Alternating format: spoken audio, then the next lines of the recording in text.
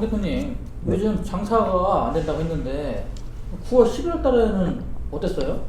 9월 10월 달에는 장사가 좀 안 돼요. 이제 그 큰 이유가 뭐냐면 아무래도 여름이 다 끝나고 휴가를 갔다 왔으니까 돈이 없어요, 사람들이. 일반적으로 제가 한 10년 넘게 운영을 해보다 보니까 느낀 게 9월에서 11월까지는 영업이 대체적으로 많이 떨어집니다.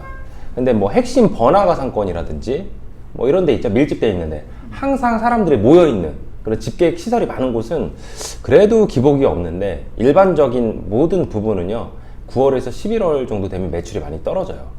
그래서 뭐 아무래도 명절도 있고 돈 나갈 때도 많다 보니까 사람들이 지금 지출을 좀 줄이는 것 같고, 그리고 행사도 좀 많잖아요, 9월에서 11월 사이에. 뭐 그런 것도 좀 있어요. 그래서 9월에서 11월 장사는 일단 매출이 떨어진다는 이 전제 조건을 깔고 들어가시는 게 좋습니다. 장사 영업기간이 2년도 안 되신 이런 대표님들은 이제 9월에서 매출이 떨어지기 시작하면 굉장히 걱정을 많이 하시더라고요. 근데 이제 본인이 1월부터 8월까지 영업을 어떻게 해왔는지에 따라서 이제 9월부터 11월에 이제 하방이 딱 나옵니다. 이게 무슨 소리냐면, 내가 정말 여름 성수기 때 얼만큼 고객 관리를 잘했고 장사를 잘했는지가 비수기 때 확인이 돼요. 예를 들면은 8기에 급급한 매장들은요, 매출이 이렇게 8월 달까지 이렇게 올라가요. 뚝 떨어집니다. 예, 뚝 떨어져요. 근데 만약에 여름 장사를 어느 정도 하고 고객 관리를 잘했다 하면 떨어지기는 떨어져요. 근데 많이 안 떨어집니다. 이게, 그리고 겨울이 되면 또 올라가는데 이게 계단식 성장이라는 거예요. 그래서 비수기 때는 내려가는 폭을 줄여주는 게 관건입니다. 결국 이 내려가는 폭을 줄여주려면 배달로 얘기하자면 서비스도 좀 자주 주고, 리뷰 댓글도 달아주고, 고객 만족도 해주고, 컴플레인도 해결해주고, 이런 것들이 쌓여야 그 성수기 때는 아무래도 시간당 주문수가 많아질 겁니다. 많은 사람들이 주문을 하니까. 근데 비수기 때는 시간당 주문수가 떨어지기 때문에 기존에 왔던 손님들이 한 번쯤 우리 매장을 생각할 때 주문이 일어나는 거예요. 그러니까 전체적인 주문수는 떨어지더라도 다른 매장으로 갈 주문을 우리 매장으로 유입시키는 건 성수기 때, 정말 손님이 많았을 때 그때 어떻게 관리를 했느냐에 따라서 이 9월부터 11월 달까지 매출이 반영이 되는 겁니다. 결국은요, 이 9월부터 11월 매출이 어느 정도 잘 지켜지는 매장들은 여름 장사 잘했다고 하는 겁니다. 이제 보면 알 겁니다. 8월 달부터 여름 성수기 때 매출이 많이 올랐던 매장들이 이제 9월부터 11월까지 매출이 급격하게 떨어지면 그건 대표님 장사 못한 거예요. 최소 주문 금액이 있잖아요. 근데 이거는 뭐 많이 해야 되는 거예요? 아니면 적게 해야 되는 거예요? 이게 정말 궁금할 것 같아요. 이 배달 관련돼서 최소 주문 금액은 좀 예민한 부분이에요. 아무래도 이 최소 주문 금액을 낮추면 좀 겁이 나거든요. 혹시 내가 최소 주문 금액을 5,000원으로 내렸는데 진짜 5,000원짜리만 들어오는 거 아니야? 그럼 뭐 남지? 라는 부분이 있습니다. 황 대표도 물론 처음에는 그랬는데, 이제 이게 되게 중요한 게 있습니다. 이 최소 주문 금액을 우리가 돈으로만 보면 안 된다는 거예요. 이게 무슨 소리냐면, 저도 그 부분을 예전에는 잘 이해를 못 했는데 실질적으로 결과를 만들어내다 보니까 이 금액을 돈으로 생각하지 마십시오. 일단 배달의 민족에서 이 알고리즘을 잘 이해하시면요, 이 최소 주문 금액을 접근하기 쉽습니다. 결국은 이렇게 생각하시면 돼요. 우리 가게가 노출이 많이 되면 아무래도 손님들이 클릭하는 횟수가 늘어납니다. 노출이 많아지면 클릭으로 연결이 되고, 클릭으로 연결이 되면 그 중에서 이제 주문으로 전환이 될 거 아니에요?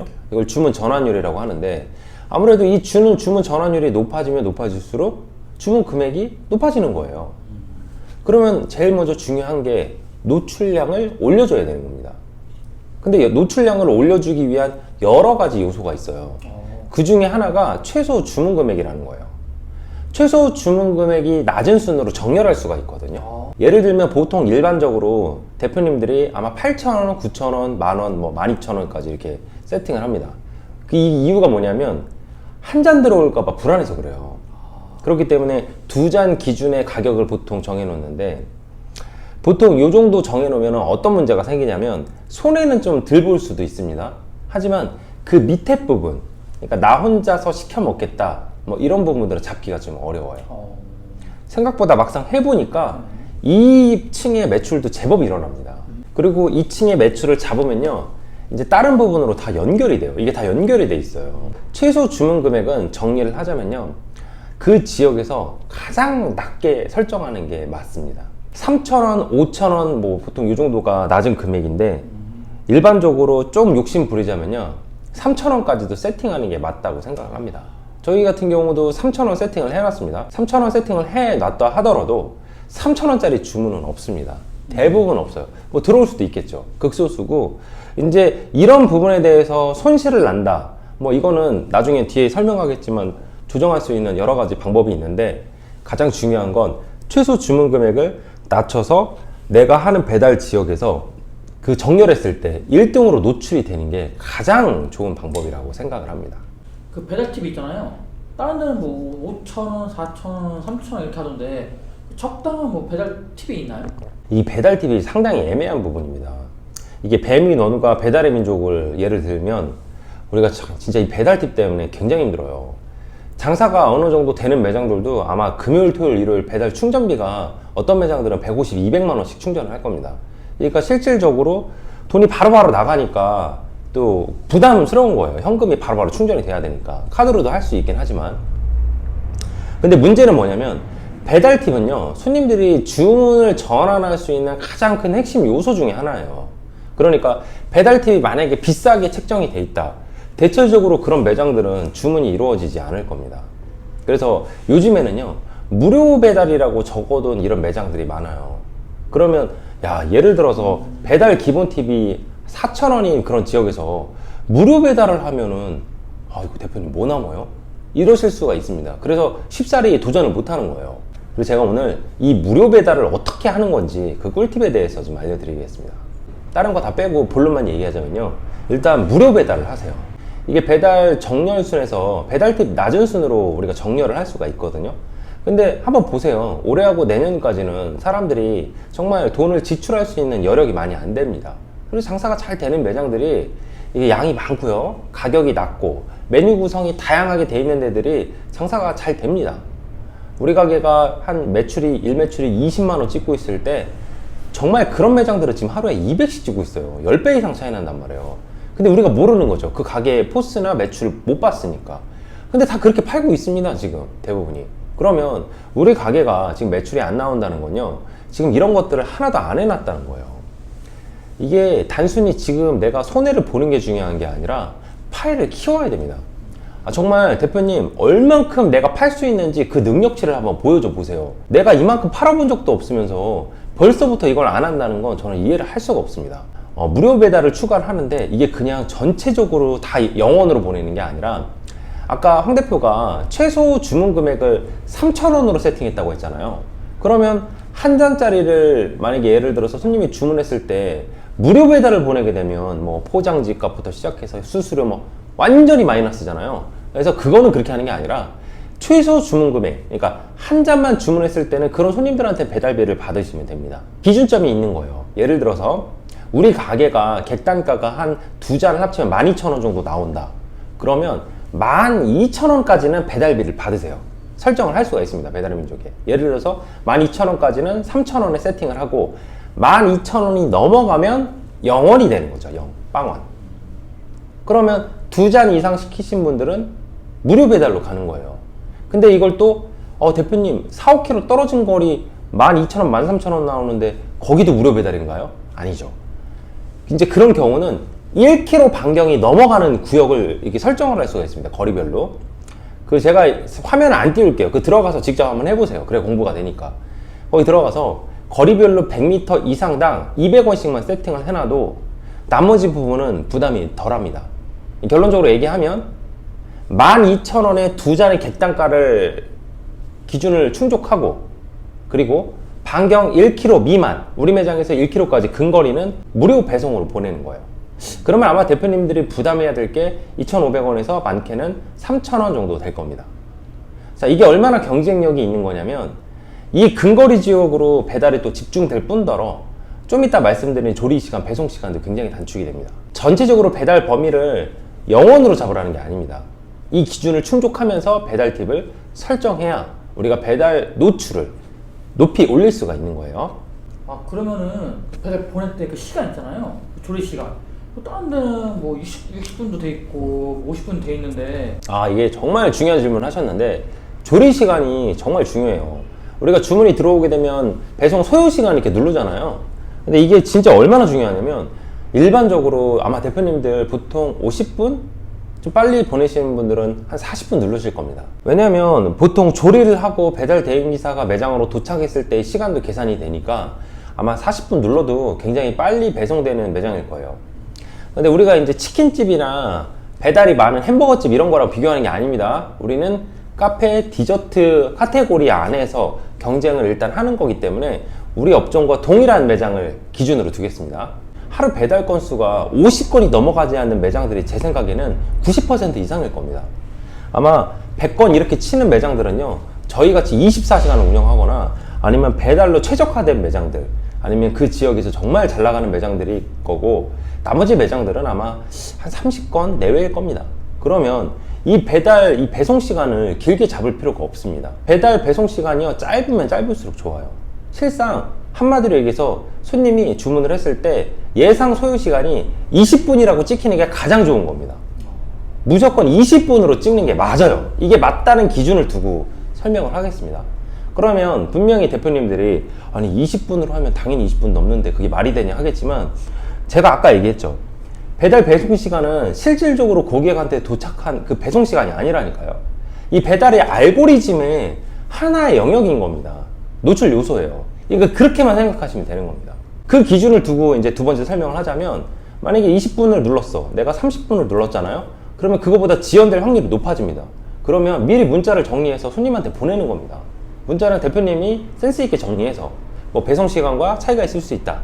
어쨌든 우리는요, 그 배달의 민족이 찍히는 배송 조리 시간에 짧게만 나오기만 하면 되는 거예요. 결국은 배달 배송 조리 시간을 짧게 찍는 매장들이요, 준 확률이 높아요. 그러니까 이런 잠재 고객들이 있는 겁니다. 딱 누르려고 봤더니 도착 시간이 55분, 막 60분, 70분 이렇게 돼 있는 매장들보다 내가 밑에 봤는데 리뷰도 어느 정도 있고 평점도 괜찮은데 배송 도착 시간이 한 15분에서 30분이네? 이런 가게로 주문이 일어날 확률이 높습니다. 물론 전제 조건이 이것도 있습니다. 주문 수도 좀 받쳐줘야 되고 리뷰가 좀 쌓여야 되겠죠. 이제 이런 것들이 대표님들 돼 있잖아요. 그러니까 이렇게 돼 있다면 나랑 비슷한 등급의 레벨을 봤을 때는 내가 주문 수가 압도적으로 많아진다는 겁니다. 뭐 이렇게 생각하시는 분들도 있을 겁니다. 주문이 없어서 이렇게 배달 조리 시간이 짧은가? 그거는 손님들이 그런 생각 안 합니다. 일단 빨리 먹고 싶은 사람들은요, 거기까지 생각을 못 해요. 일단 얼마큼 빨리 도착하느냐의 싸움인 겁니다.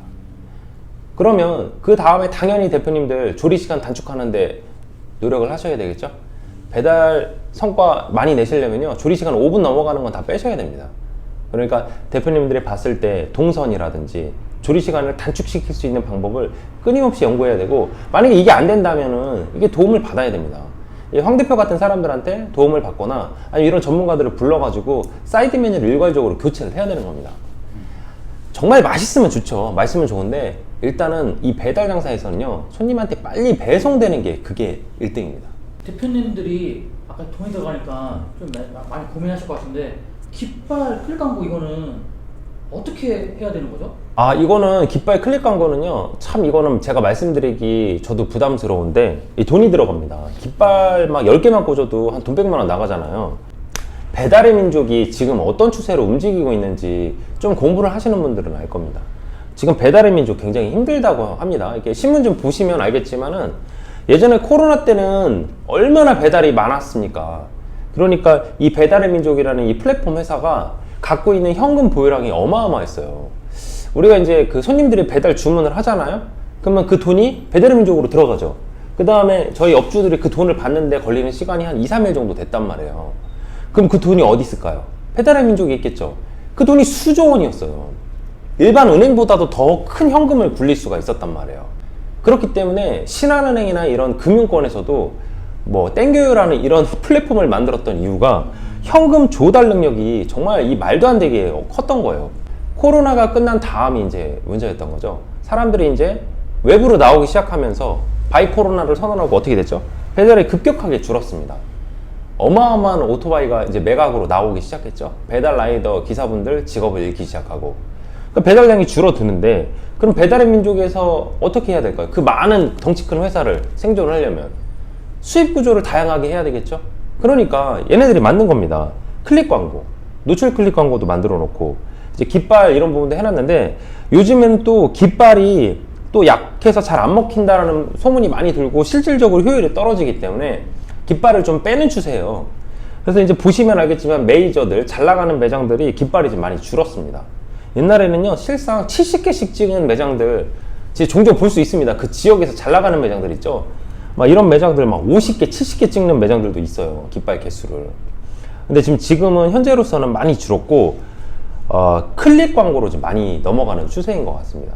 그럼 제가 한번 이 부분에 대해서 저도 아는 건 없지만 저희가 경험을 토대로 말씀드리자면, 우리가 이 클릭 광고는요, 예산 범위를 최대 맥시멈으로 해놓는 게 좋습니다. 그 300만 원으로 세팅을 일단 하고 들어가는 게 맞아요. 아무래도 300만 원과 50만 원 예산 범위를 조정한 거냐 차이가 분명히 있습니다. 뭐라고 데이터를 정확하게 말씀드릴 수는 없지만 저희가 세 가지를 시도해 봤는데 주문 수가 확연하게 차이가 났었습니다.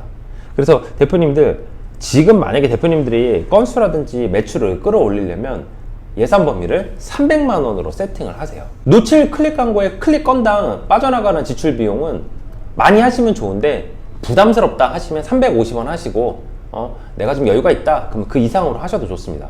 그러나 전체적인 예산 범위는 맥시멈으로 하시는 게 좋다.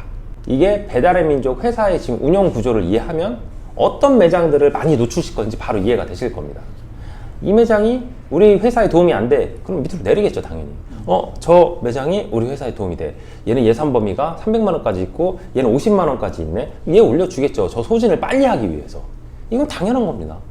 그 원리를 이해하시면 예산 범위는 길게 빼주시는 게 좋습니다. 깃발은요, 대표님, 아무래도 저희 같은 경우도 지금 15개를 꽂고 하고 있는데, 깃발은 솔직히 너무 적으면 노출이 잘 안 되는 건 사실입니다. 상황을 보면서 개수를 좀 조절해야 되는데, 일반적으로 대표님들 5개 정도는 유지하는 게 저는 개인적으로 맞다고 생각을 합니다. 대표님들이 나 요만큼만 하고 말래, 매출 한 요만큼만 올릴래 라고 하면 아마 요만큼도 일어나지 않을 거예요. 배달할 때 그 메뉴들 있잖아요. 메뉴 어떻게 구성해야지 이게 적합한 거예요? 배달 메뉴를 얘기하자면 정말 이게 되게 중요한 부분이에요. 홀에서 파는 메뉴들을 바로 이렇게 배달로 등록을 하고 전환시키는 매장들이 대부분일 겁니다. 근데 배달 장사를 잘 하시는 분들은 아싸리 그냥 배달에 적합한 메뉴들로 승부를 하는데, 황 대표가 보니까 배달에서 인기 있는 메뉴는 정해져 있습니다. 한번 보세요. 홀에서 인기 있는 메뉴들이 배달로 바로 전환됐을 때 잘 나가는지, 이게 또 안 되는 겁니다.